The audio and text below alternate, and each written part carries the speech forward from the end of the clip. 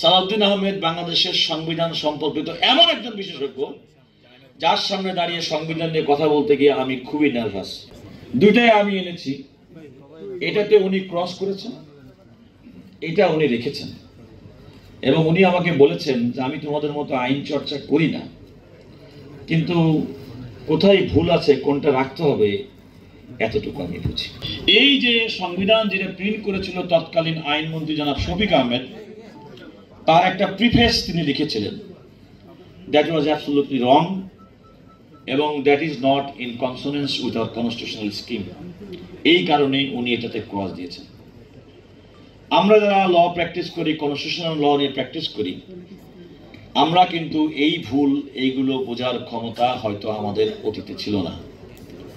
So Salauddin Ahmed বাংলাদেশের সংবিধান সম্পর্কিত এমন একজন বিশেষজ্ঞ যার সামনে দাঁড়িয়ে সংবিধান নিয়ে কথা বলতে গিয়ে আমি খুবই নার্ভাস।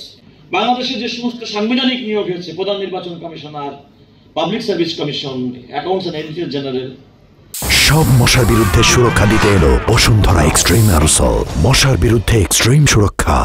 তারা যা করেছেন সবগুলোই কিন্তু এই সংবিধান অধীনে নিয়োগপ্রাপ্ত হয়েছেন রাষ্ট্রপতি কর্তৃক, এবং তারা এই সংবিধানের সিদ্ধ শপথ গ্রহণ করেছেন। এখন প্রশ্ন হচ্ছে, ডক্টর মোহাম্মদ ইউনূস সাহেব কি শপথ গ্রহণ করছেন? কারণ তাদের বক্তব্য অনুযায়ী ৭২ সালের বাকশালী সংবিধান, সেটা বর্তমানে কোনো স্থায়িত্ব নেই, এটা ধরে নিতে হবে বাংলাদেশে কোনো সংবিধান নেই।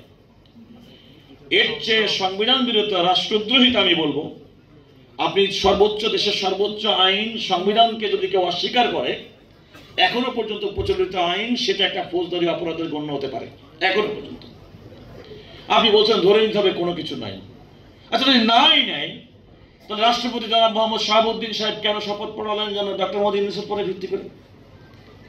বলা হচ্ছে সংবিধানের ১০৬ অনুচ্ছেদ নিয়ে প্রশ্ন করেছেন। আচ্ছা, ধরলাম ১০৬ অনুচ্ছেদে সুপ্রিম কোর্টের আপিল বিভাগ কোনো মতামত পরামর্শ দেয়নি।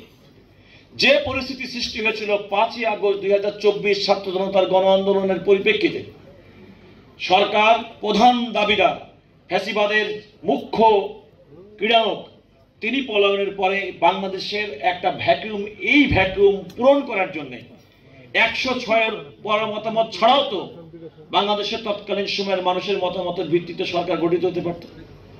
বরং আমি মনে করি ১০৬ সংবিধানের সুপ্রিম কোর্টের আপিল বিভাগের মতামত গ্রহণ করার কারণে অন্তর্বর্তীকালীন সরকার এবং এই তত্ত্বাবধায়ক সরকার ডক্টর মোহাম্মদ ইউনূস সরকারের লেজিটিমেসি অনেক বৃদ্ধি পেয়েছে।